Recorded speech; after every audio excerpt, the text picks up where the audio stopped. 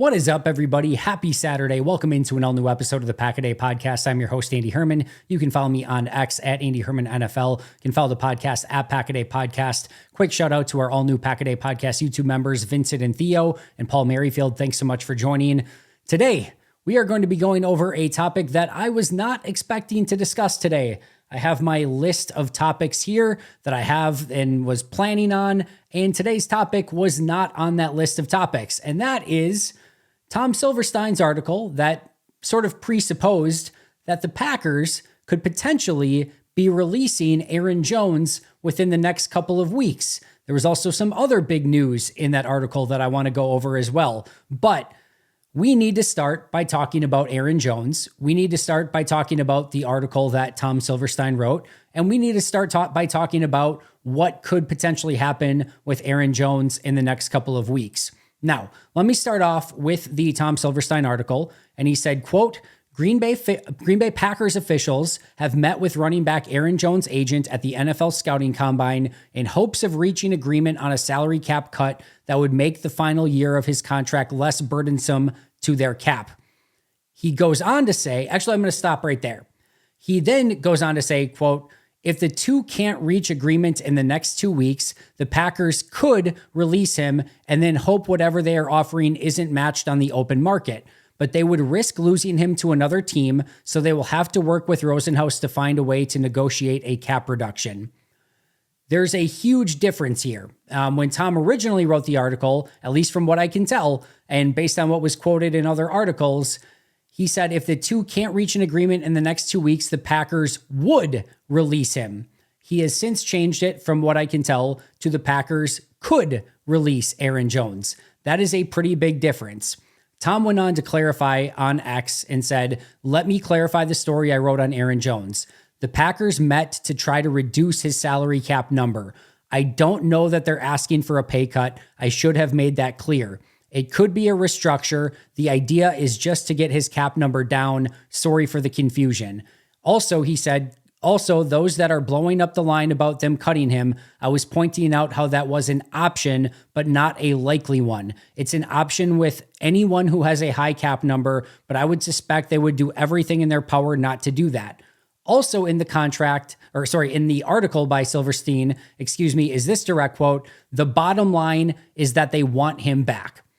So of course, and based on sort of how Tom originally worded it, and coming out on a Friday afternoon, and, basically this idea in the article that the Packers, if they cannot work out a deal with Aaron Jones, would cut him in the next 2 weeks, blew up huge on X immediately.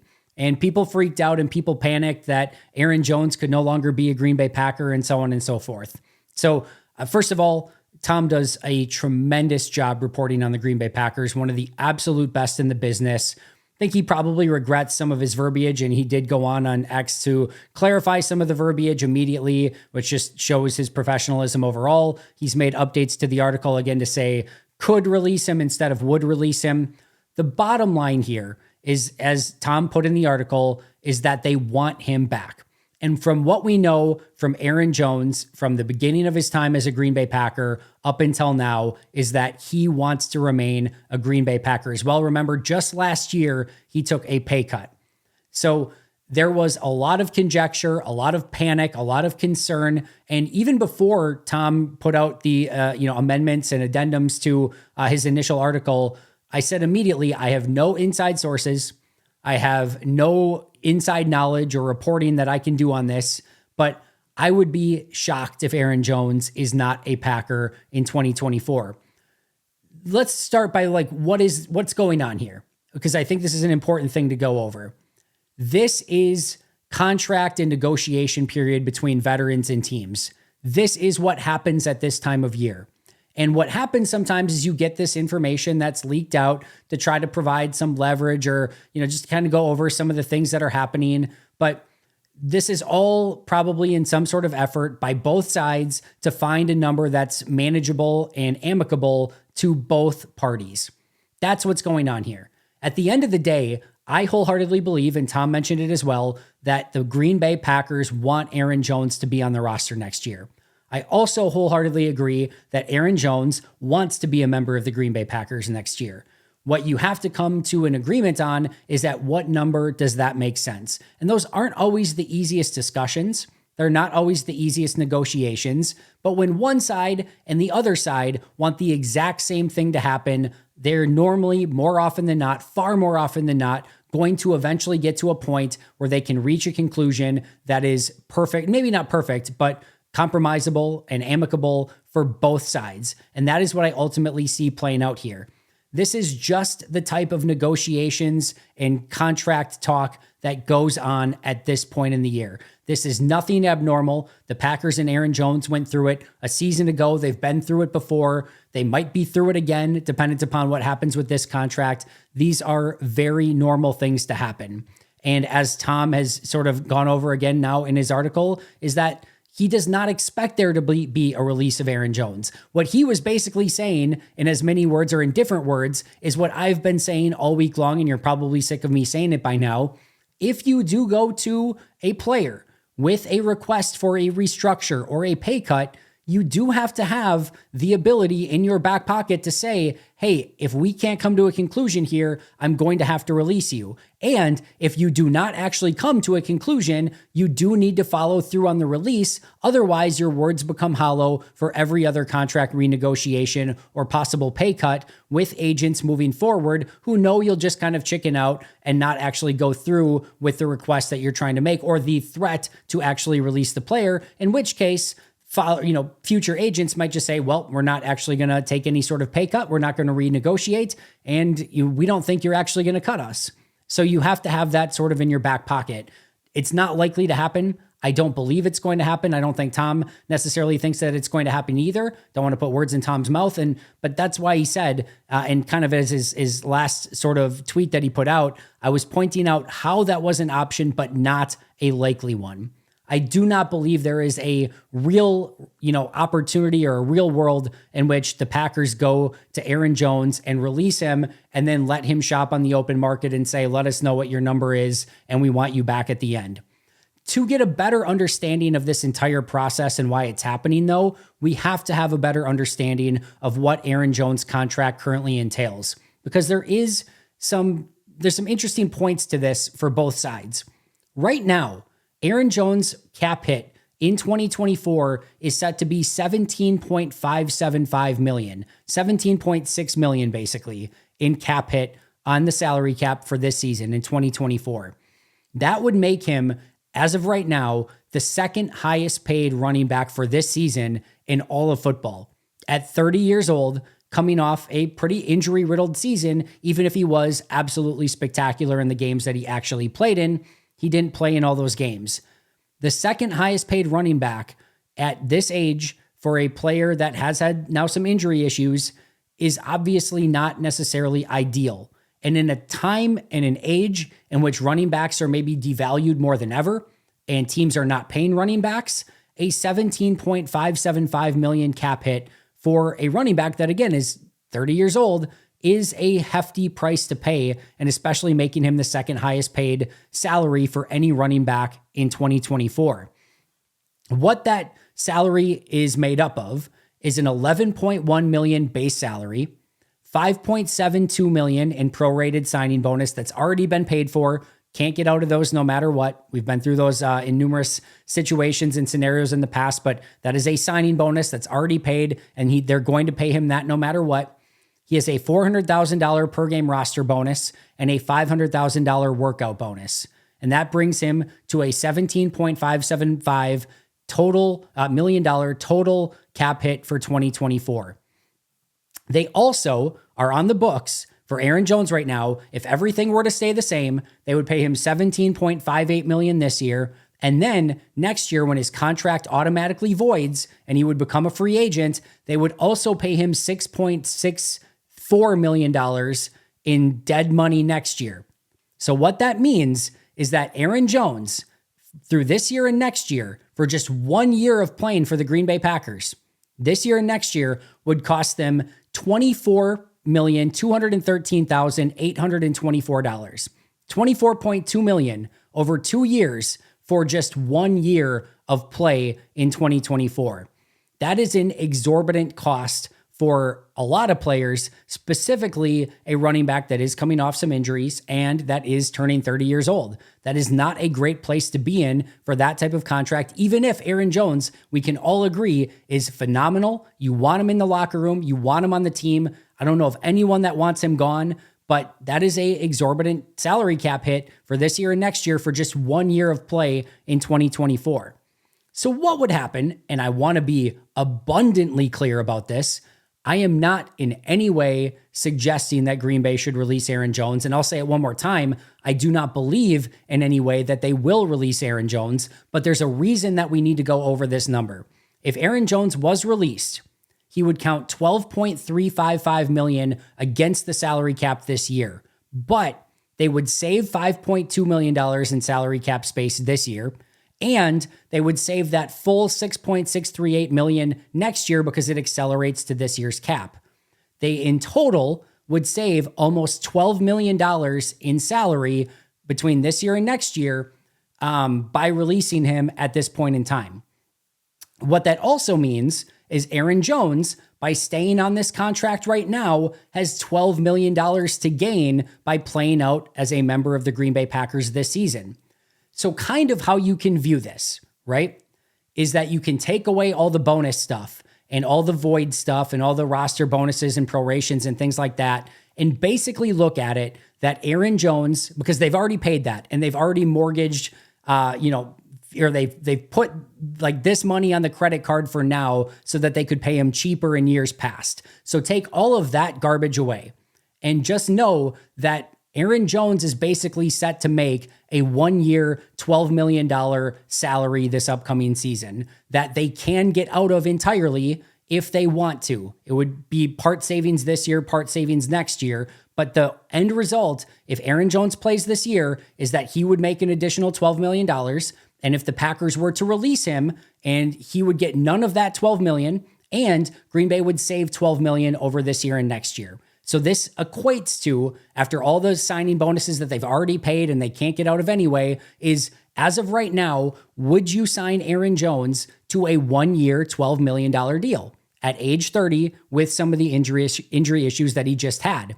And more importantly, or maybe a better way to look at it, is if Aaron Jones was on the open market, would he garner a 1 year, $12 million deal? My estimation, and the estimation of those, I believe, in the salary cap world, as they look at his, projected contract and things like that, is that he would not get that type of money. So now here is where that negotiation comes in. If Drew Rosenhaus and Aaron, as is his agent, says, hey, we think we can get $10 million on the open market if Aaron Jones were to become a free agent. Even if that is the case, which that might be a little bit high, then Green Bay can say, okay, that's great. Let's get that $12 million down to $10 million, and we save $2 million in the process, and that is a deal for both sides. He gets to stay a member of the Green Bay Packers. We get to save $2 million. He still gets to be one of the highest paid running backs. Everyone sort of wins in this scenario. You could go about it that way. Those are very normal conversations to take place. Now, Drew Rosenhaus, as a good agent, I'm sure will say, no, we're not giving you any hometown discount. We would rather go somewhere else. He's probably bluffing. He's probably saying that for show. He's probably saying that to get the contract higher, but he might threaten that and say, no, we would rather walk. Rather than you cut $2 million off of it, we'd rather walk. In which case Green Bay would say, all right, if you think you can get $10 million elsewhere, we'll make it $10.25 million. And Drew Rosenhaus say, oh, okay, well, we'll stay for the extra $250,000. It might not sound like that much, but it could be the difference between that or that negotiation could take place. Now, the numbers I'm telling you could be off by $2 million or $1 million or who the heck knows. We're not privy to those conversations, but that is the back and forth that takes place. I'm sure, again, Jones wants to remain a Packer. I'm sure Green Bay wants to retain Jones, but I think both sides can be honest and open about it and say he's probably not getting a 1 year, $12 million deal in the open market.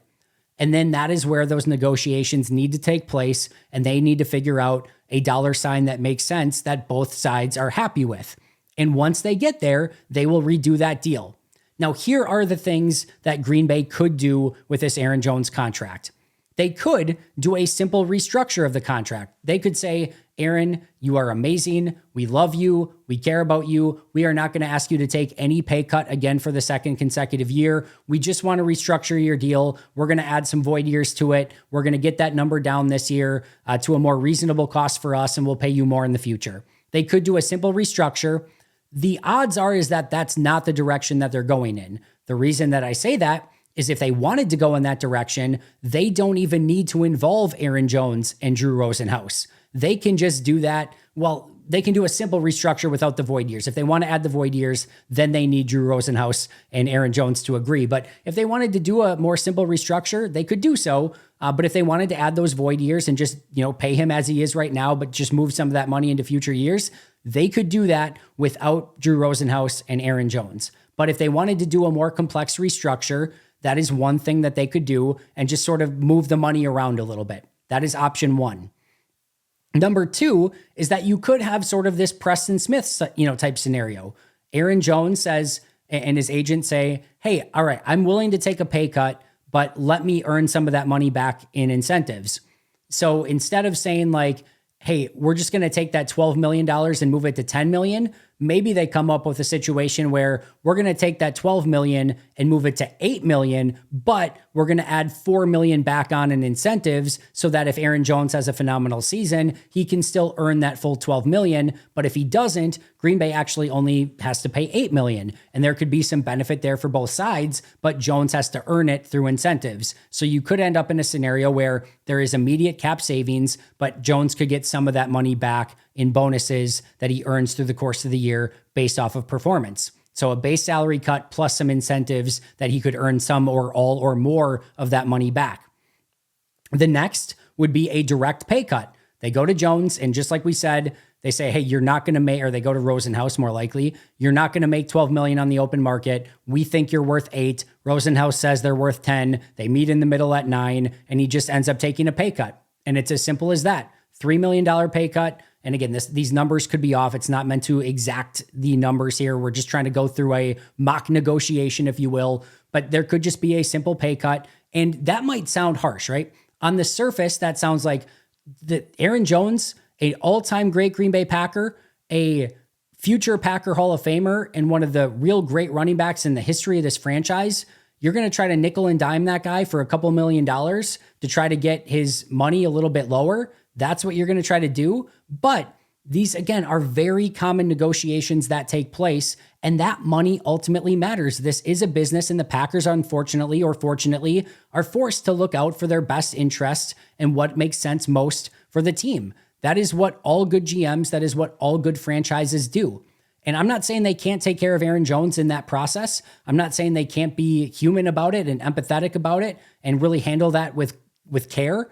But if he's not going to make that on the open market, like think about this very logically. If he's not going to make $12 million on the open market, which he's in all likelihood not going to, and we know with all likelihood that he wants to stay a member of the Green Bay Packers, then you need to find the number that makes sense, because if that is a likely $9 million on the open market, meaning like, let's say the Vikings are willing to give him $9 million, because it's always the freaking Vikings, right? They're willing to give him a 1-year, $9 million deal. All right, so Green Bay can say, all right, if you think you're going to get $9 million, we know you'd rather pay for us. We will give you the $9 million. We save $3 million. You still get the max that you would make on the open market, and everyone sort of wins. Even if it looks like Jones loses by losing $3 million in that situation, it certainly could still be better than if Green Bay released him and he had to go find work elsewhere and maybe play for a team that he wasn't so excited to play with. It is still a win for both sides, and it's a compromise for both sides. The next is that you could have a mix of a restructure and a pay cut. Maybe Jones does take a $2 million pay cut, but Green Bay would also like to save additional money on this year's cap, so they do some sort of simple restructure with him as well. You could have some sort of combination. The other is that you could sign him to an extension. They could add more years onto the deal. They could say, hey, not only do we want to try to get this number lower, but we'd also like to get you under contract for next year as well. That could be a direction that they go in to maybe also help Jones earn some of that money back and get maybe some more guaranteed money in next year to remain a member of the team in 2025 as well. That could be a direction that they go in. Or even though it's insanely unlikely, and I don't expect it to happen. The other is that they could release him. So your options are restructure, base salary cut plus more incentives, pay cut, restructure plus pay cut, extension, or release. Those are the options. This is the scenario that takes place this time of year. You go through these difficult discussions, all the players and all the agents and all the teams. This is just a walk in the park of March in late February, in early March. This is what happens this time of year. It'll happen next year and the year after that and the year after that and the year after that, as long as you are on this earth and hopefully still watching the Pack-A-Day podcast. We will probably be talking about it in March every single year. And I saw some notes online of like, how could the Packers be so disrespectful to Aaron Jones? Can't they just really handle this with care? Again, these are professionals. They know how this works. There is nothing that Green Bay is doing wrong, at least based on what's been reported so far. It is simple renegotiations and contract talk that goes through like half of the league this time of year. So no, I do not believe they are disrespecting Aaron Jones in any sort of way. And I'll wrap this portion of the conversation by saying one more time, I fully expect Aaron Jones to be a Packer in 2024. I fully expect that he does not get released in 2024 by the Green Bay Packers. And I fully expect that they come to a contract agreement that probably brings his number down a little bit. He probably takes a little bit of a pay cut. He might get some incentives. He might get another year on the deal. There's going to be a varying difference of ways that they could go about doing this, but it'll work for both sides. And Aaron Jones and the Green Bay Packers will come to an agreement that is agreeable for both sides. Don't have any real concern about that at the moment. And hopefully I don't have to eat crow on this one, but I don't think I will. And I do very, very much expect Aaron Jones to be a Packer in 2024. The next piece of news, per Tom Silverstein, is that the Packers are unlikely to re-sign A.J. Dillon. Now, this is an interesting piece of news as well, because there hasn't really been much reporting on A.J. Dillon's status. I'm not going to dig too far into this one. If you want to hear my thoughts, I've done a couple episodes on this as of late.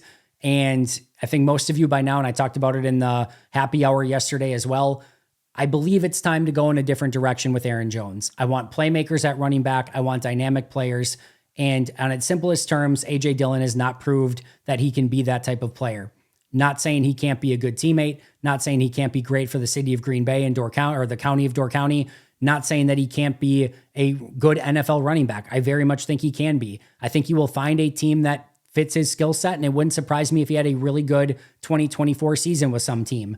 But I do think it's time for Green Bay to go in a different direction. I think Jones plus another couple draft picks and Emmanuel Wilson, and maybe you bring in a cheap veteran or something. But I think there's ways to go about this while letting A.J. Dillon find another team that probably makes sense for him. And Green Bay probably getting younger and a little bit more dynamic at that running back position in the long term.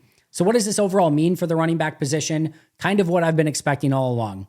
They figure out some sort of contract that makes sense for Aaron Jones. They figure out a way to keep him on the roster. Emmanuel Wilson will be back in training camp, and I still expect them to get 2 or 3 rookies, maybe a day 2 and early day 3 type of pick, and then maybe a late day 3 or an undrafted free agent, something like that. But I think they're going to get some fresh bodies in that room, along with second-year player in Emmanuel Wilson, Aaron Jones, and really make it so they've got some new young playmakers, hopefully, at that running back position. But one more time, it sounds like A.J. Dillon gone. Very, very much expect personally that Aaron Jones will be back.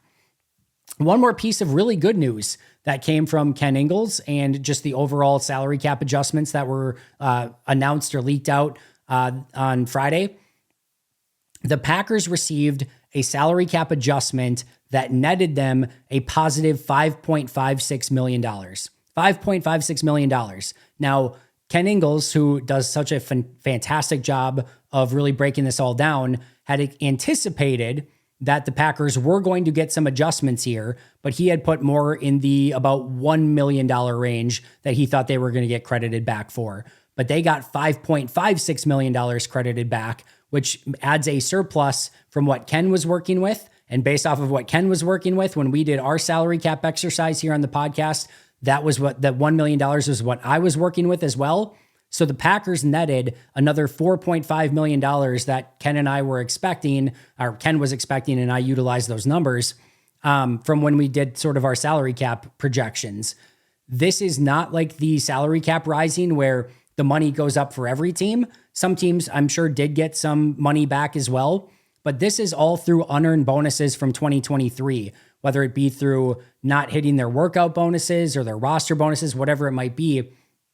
When you don't hit those, you get credited back for those. It just so happened that Green Bay got credited back for $5.56 million, which is going to aid them in either spending some money or maybe more importantly, not having to do a bunch of restructures and voids that's going to kick a bunch of money down the road and make you a little bit less, salary cap, running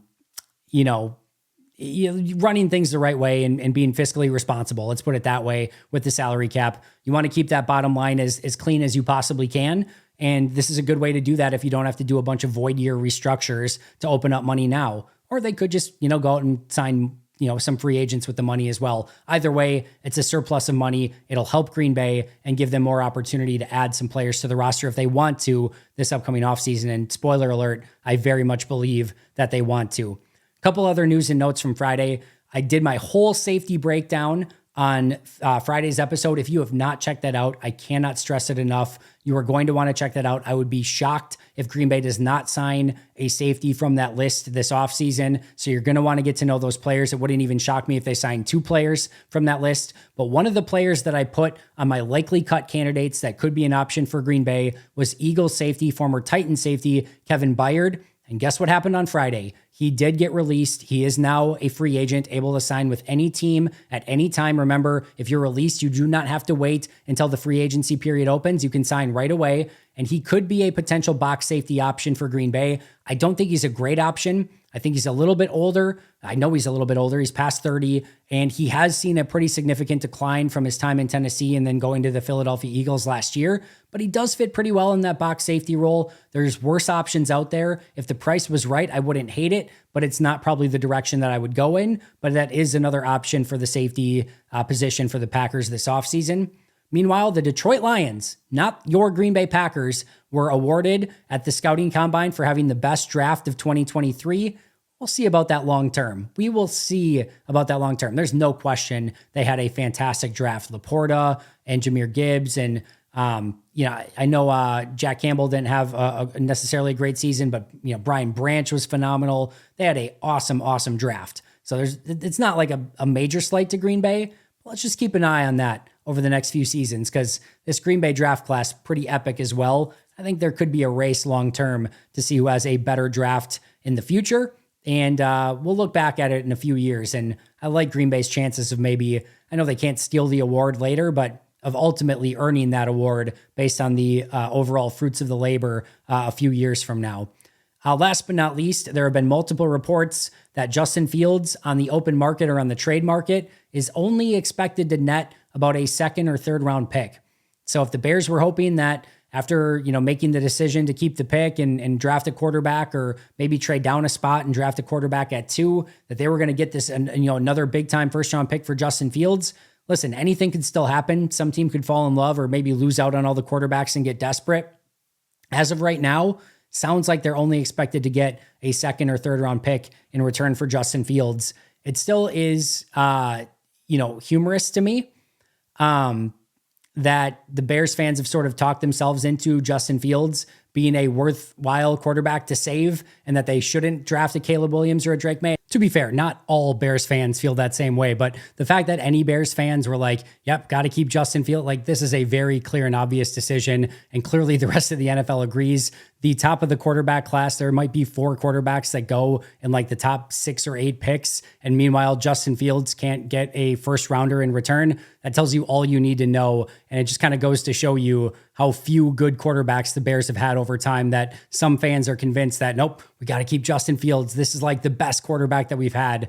Sometimes it's a sad state of affairs in Chicago. But that being said, the Chicago Bears are in a very good spot. I love Caleb Williams. I think he's going to be phenomenal. Hopefully Chicago finds a way to screw that up. But at least if you're a Packer fan and are hoping that, Chicago's maybe not going to get this huge haul for Justin Fields, doesn't seem like they're going to. And hopefully that ends up being more of a 3rd round pick than a 2nd round pick for Justin Fields.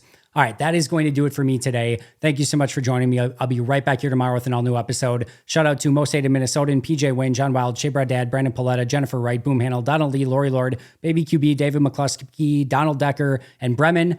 I will see you guys tomorrow, but until next time, and as always, go Pack Go.